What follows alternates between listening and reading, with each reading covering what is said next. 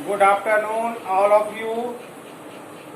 आज का जो टॉपिक होगा वह आपका इलेक्ट्रोकेमिस्ट्री का वीवीआई क्वेश्चन होगा, जिसमें आपने सीखा है कि फैराडे ने विद्युत अपघटन से संबंधित दो नियमों का प्रतिपादन किया, जिसमें से आपने पहला नियम सीख लिया है। पहला नियम में क्या था कि W = Z इंटू आई इंटू टी था, या W = Z इंटू क्यू। यह फर्स्ट नियम में आपने सीखा है। अब जो हमारा होगा फैराडे का दूसरा नियम होगा, और यह भी जो है आपका वीवीआई है। दोनों नियम में से कोई एक नियम पूछा जाता है एग्जाम में। अब क्या होगा फैराडे का दूसरा नियम? तो विभिन्न विद्युत अपघट्यों के विलयन में तथा विभिन्न विद्युत अपघट्यों के विलयन में, विभिन्न विद्युत अपघटन है। जैसे मान लिया जाए यह आपका विद्युत अपघटय का विलयन है, यह भी विद्युत अपघटय का विलयन है। इसमें इलेक्ट्रोड है आपका, जो धातु से बना होता है। इसमें भी आपका इलेक्ट्रोड है जो अक्रिय धातु का बना होता है। याद रखेंगे यह अक्रिय धातु का है। अब इस पे भी इलेक्ट्रोड आपका विद्युत धारा प्रवाहित हो रहा है।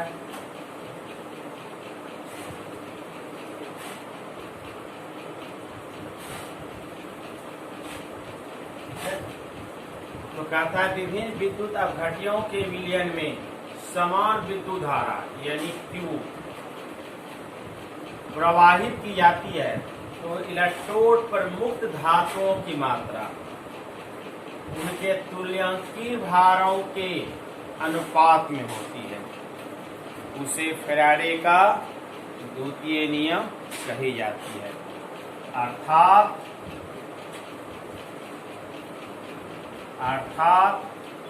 W पदार्थों के इलेक्ट्रोमुक्त धातुओं की मात्रा, धातुओं की मात्रा को हमने क्या सूचित किया? W उनके तुल्यांकीय भारों, तुल्यांकीय भार इक्विवेलेंट होता है, E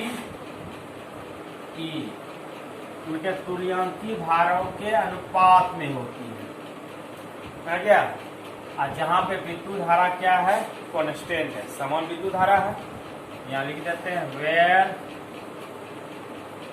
U इज कांस्टेंट। तो क्या निकला? मुक्त धातुओं की मात्रा उनके तुल्यांकीय भारों के अनुपात में होती है। अब यह परिचय देने का जरूरत नहीं होगा कि इसमें W क्या है। W क्या होगा? मुक्त धातुओं की मात्रा। E क्या होगा? तुल्यांकीय भार। अब यह जो आया तो विभिन्न विद्युत अपघटय के विलयन, उसके लिए निकालना होगा। उसके लिए हमको लेना होगा पहली पदार्थ के लिए।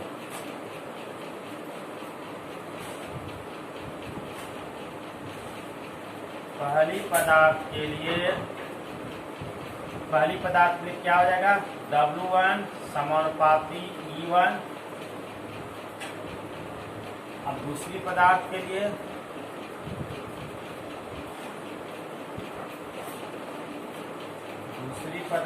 लिए W2 समानुपाती E2। ये होगा। इसीलिए W1 बटे W2 बराबर क्या हो जाएगा? समानुपाती कैंसिल हो गया, E1 बटे E। यह आपका निकला इक्वेशन फर्स्ट। यह इक्वेशन क्या हो गया? फर्स्ट। लेकिन परंतु हम जानते हैं, अब यहाँ लिख देते हैं, परंतु W1 क्या था? फैराडे के प्रथम नियम में W = क्या था? Z इंटू आई इंटू टी था ना। तो परंतु क्या होगा? W1 = Z1 IT। इसी प्रकार W2 पदार्थ की दूसरी मात्रा के लिए Z2 आई टी। इसीलिए W1 बटे W2 इसका तो क्या होगा Z1 इंटू आई इंटू टी बटे Z2 इंटू आई इंटू टी। अब यह कैंसिल हो गया और W1 बटे W2 इसका तो क्या हुआ Z1 बटे Z2। यह आपका दूसरा इक्वेशन हो गया, पहला और दूसरा। अगर यहाँ आप जानना चाहते हैं कि Z1 क्या है, चलिए यहाँ परिचय दे देते हैं। वह Z1 क्या होगा, पहली पदार्थ के लिए तुल्यांकी, पहली पदार्थ के लिए तुल्यांकी भार है। पहली मुक्त पदार्थ के लिए, पहली मुक्त पदार्थ के लिए तुल्यांकी भार है। ये आई तो जानबे करते हैं, विद्युत धारा। चलिए लिख देते हैं, आई क्या होगा, विद्युत धारा। ई क्या होगा, समय। परिचय भी दे दिया। तो पहला क्या था W1 बटे W2 इसका 2 E1 बटे E2। दूसरा क्या निकला W1 बटे W2 इसका 2 Z1 बटे Z2। अब इक्वेशन फर्स्ट एवं सेकेंड को मिलाने से क्या हो जाएगा, W1 बटे W2 इक्वल टू E1 बटे E2 इक्वल टू क्या हो जाएगा Z1 बटे Z2 बटे Z2। यही निकल गया फैराडे के नियम का सत्यापन। एक लाइन और बढ़ा देते हैं, अगर आप चाहते हैं इसको ये भी लिख सकते हैं W1 बटे W2 इक्वल टू E1 बटे E2 इक्वल टू Z1 बटे Z2। Z यानी और Z समानुपाती किसका होगा, E का। या और लिखना चाहते हैं E इक्वल टू क्या होगा, सूत्र समानुपाती टूटेगा F Z।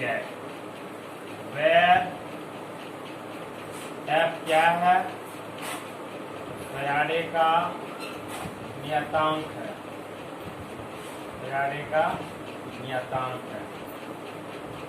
यह भी आप कर सकते हैं, नहीं तो आप इतना तक ही छोड़ सकते हैं यहाँ पर। चलिए एक बार पुनः रिमाइंडर कराते हैं।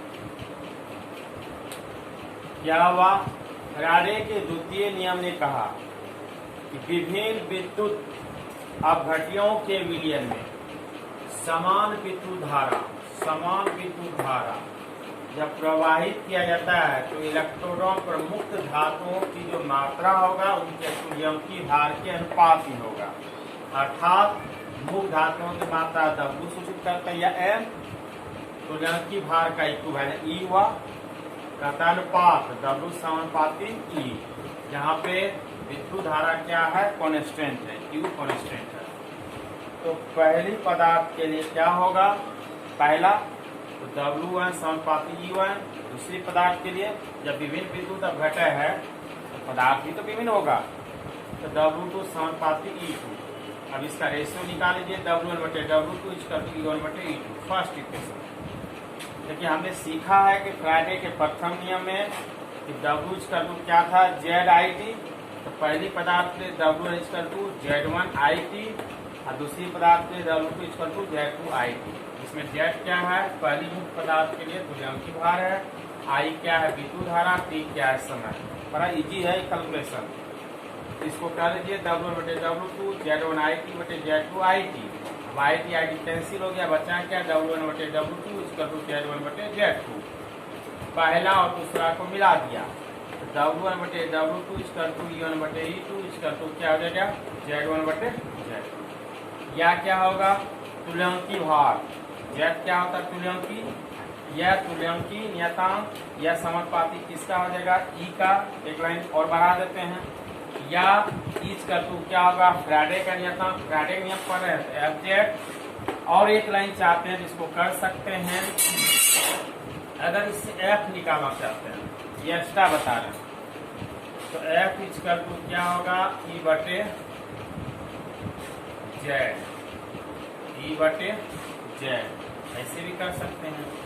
अगर आप इससे जेड ही निकालना चाहते हैं तो यह भी आप कर सकते हैं, और जेड इक्वल टू ई बटे एफ,